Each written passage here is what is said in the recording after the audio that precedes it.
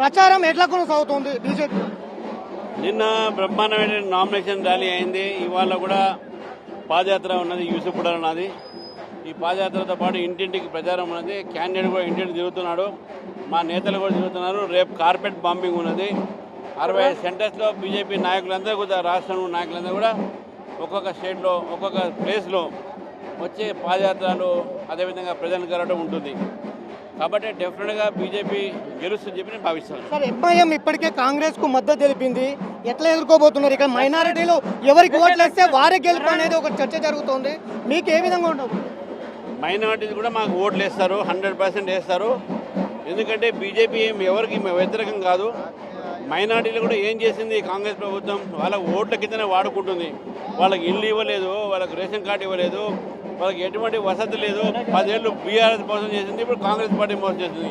కాబట్టి బీజేపీకి ఒక అవకాశం ఇద్దని చెప్పాలి. ఓవైసీ ఇప్పటికే బీజేపీ బీఆర్ఎస్ అంతర్గతంగా కలిసి పనిచేస్తున్నాయనే ఒక కామెంట్ కూడా మీకు ఎట్లా చూస్తుంది? ఆయన ఎవరితో కాపురం చేశాడు? ఫస్ట్ బీఆర్ఎస్ చేశాడు, ఇప్పుడు కాంగ్రెస్ చేస్తున్నాడు, మళ్ళీ బీఆర్ఎస్ చేస్తున్నాడు. ఆయన ఏముంది ఆయనకి? వాళ్ళ మాటలకు అర్థాలు లేవు. కాబట్టి వాళ్ళ మాటలు సీరియస్ తీసుకోవద్దు మనం. ప్రకటించారు, దాని ప్రణాళిక ఏ విధంగా ఉండబోతుంది?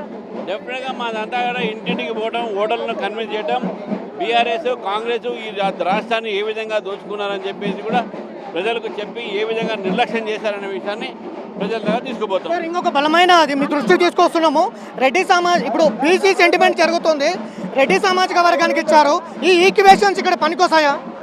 మేము మొత్తం కూడా అందరు బీసీలతోనే బీజేపీ ఉంది, బీసీలే బీజేపీ ఉన్నారు. కాబట్టి ఈ ఎలక్షన్స్లో కానీ ఏ ఎలక్షన్లో కానీ బీజేపీని చూస్తారు. బీజేపీ బీసీ పక్షం కాబట్టి బీజేపీకి వేస్తారు. ఇది ఖచ్చితంగా బీజేపీకి పట్టం కడతారు ప్రజలు. ఈ రెండు పార్టీల అవినీతి చూశారు ప్రజలు. ఖచ్చితంగా బీసీలు కావచ్చు, మైనారిటీలు కావచ్చు, ఎవరైనా కూడా బీజేపీ వైపుకి మొగ్గు చూపుతారనే అదైతే రామచంద్రరావు చెప్తున్నారు. Video journalist Gautam Venkat, Big TV, Hyderabad.